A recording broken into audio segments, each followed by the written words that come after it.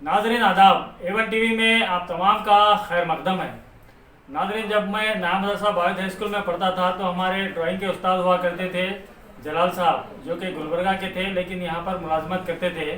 वो अक्सर व बेशतर एक शेर कहा करते थे, एक तरफा मोहब्बत की सज़ा देने लगे, एक तरफा मोहब्बत की सज़ा देने लगे, जिन पे था भरोसा वही पत्ते हवा देने लगे, जिन पे था भरोसा वही पत्ते हवा देने लगे।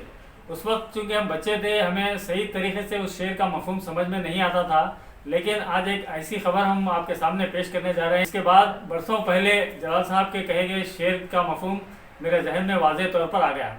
नाज़रीन, खबर यह है कि मस्की में इंतखाबात हुए जिसमें कांग्रेस उम्मीदवार बसंत गौड़ा तुर्वीहाल काफ़ी अक्सरियत से जीत गए। इस इंतखाबात के दौरान हमने भी मस्की का दौरा किया था, हमारे एंकर इंडियन बादशाह भी वहाँ गए थे। इसके अलावा वहाँ क्या क्या हुआ, हमने आपको बहुत सारे अपडेट्स दिए, हर पल की जानकारी भी देने की कोशिश की।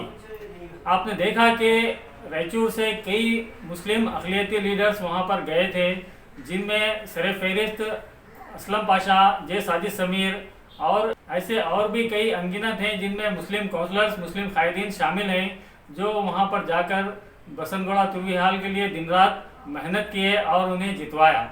इनके अलावा रियासती सतह के मुस्लिम कायदीन, टॉप ग्रास के मुस्लिम कायदीन भी इस इंतखाबी मुहिम में शामिल रहे। मिसाल के तौर पर ज़मीर अहमद ख़ान, यूटी खादर, तनवीर सेठ जैसे लीडर भी इस मुहिम में शामिल रहे। रियासती सतह के लीडर और ज़िलाई सतह के लीडर तमाम के तमाम इस मुहिम में शामिल रहे। जब वो सारे लोगों की मेहनत रंग लाई और बसंत गौड़ा तुर्वीहाल जीत गए तो एमएलए बनने के बाद उन्होंने हाल ही में हलफ उठाया, यानी अहद किया, यानी अपने एमएलएशिप का चार्ज हासिल कर लिया।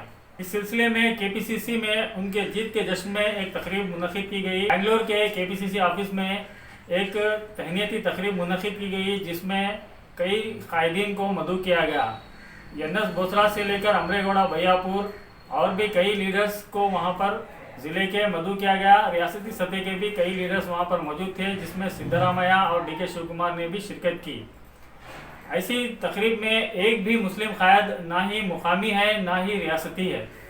इस तकरीब को देखने के बाद जलाल साहब का ये शेर बहुत ही हमें वाजिब मालूम हुआ, इसलिए कि मुसलमान कांग्रेस से एक तरफा मोहब्बत करने लगे हैं, जबकि कांग्रेस मुसलमानों को इस तरह इस्तेमाल करके जीतने के बाद पूरी तरह नज़रअंदाज कर रही है।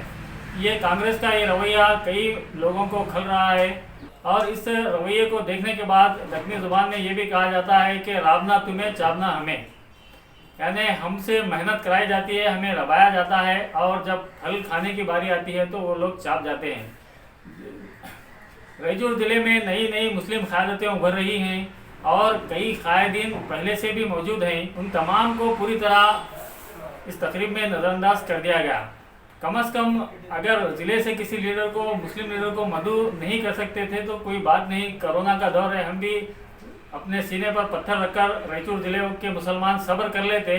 कम अज़ कम बेंगलोर में मौजूद रिजवान अरशद को या फिर ज़मीर अहमद ख़ान को या फिर किसी और मुस्लिम लीडर को, जैसे कि केपीसीसी के माइनॉरिटी सेल के सदर हैं, उनको या किसी भी एक माइनॉरिटी लीडर को अगर उस तकरीब में मदऊ करके उनकी भी गुलपोशी शालपोशी की जाती तो थोड़ा तो सब्र हमें भी आ जाता।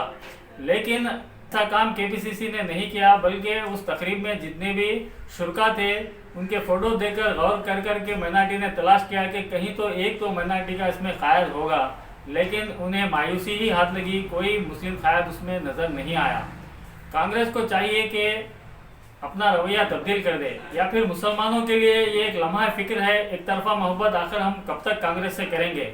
हमें कोई ना कोई इसका मुतबादिल ढूंढना नहायत ही ज़रूरी हो गया है, वरना फिर हम यूं ही राबते रहेंगे और वो चापते रहेंगे। एक दिन जब हम कमज़ोर हो जाएंगे और राबने के काबिल नहीं रहेंगे तो यकीन मानिए ये लोग हमारी हड्डियाँ भी चबा सकते हैं।